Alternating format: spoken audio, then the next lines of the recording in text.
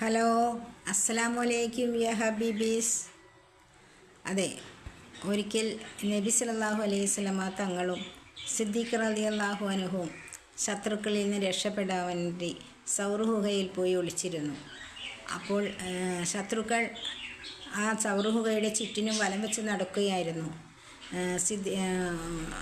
നബി സല്ലല്ലാഹു അലൈഹി വസല്ലമ തങ്ങളെയും സിദ്ദീഖ് റളിയല്ലാഹു അൻഹുവിനെയും ശത്രുക്കൾ കാണുമെന്ന് ഭയന്ന് സിദ്ദീഖ് റളിയല്ലാഹു അൻഹു നബി സല്ലല്ലാഹു അലൈഹി വസല്ലം തങ്ങളോട് പറഞ്ഞു, നമ്മളെ ശത്രുക്കൾ നമ്മുടെ കാലുകൾ കാണൂലേ ഇവിടെ ഒളിച്ചിരുന്നാൽ എന്ന് ചോദിച്ചു.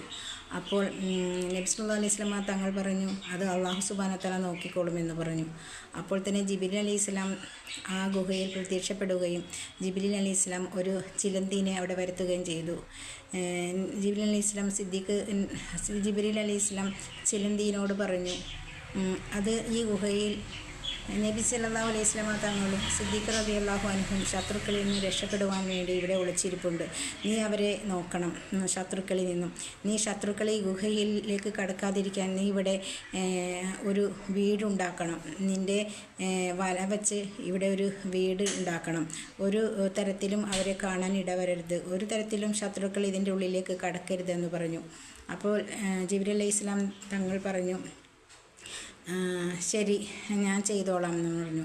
അപ്പോൾ തന്നെ ജിബ്രീൽ അലൈഹിസ്സലാം അപ്രത്യക്ഷമാവുകയും ചിലന്തി ആ ഗുഹയുടെ മുകളിലായിട്ട് കവാടത്തിന് മുകളിൽ തന്നെ ഒരു വലിയ വീടുണ്ടാക്കി. ഒട്ടും തന്നെ അതിൻ്റെ അകത്തേക്ക് കടക്കാൻ ആർക്കും കഴിയാത്ത വിധത്തിലും കാണാൻ കഴിയാത്ത വിധത്തിലും ഒരു വീടുണ്ടാക്കി.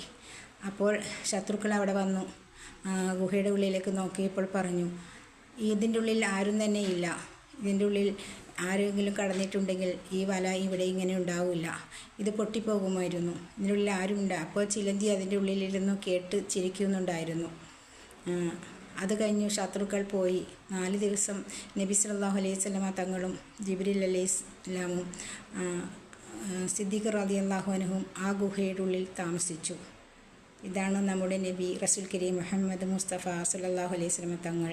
ജിബ്രീൽ അലൈഹിസ്സലാം അല്ലാഹു സുബ്ഹാനഹു വ തആല എല്ലാ ജീവികൾക്കും സംസാരശേഷിയും എപ്പോഴും എവിടെയും ആരെ രക്ഷപ്പെടുത്താൻ ഏത് ജീവികളെയായാലും അല്ലാഹു സുബ്ഹാനഹു വ തആല അവിടെ എത്തിക്കും.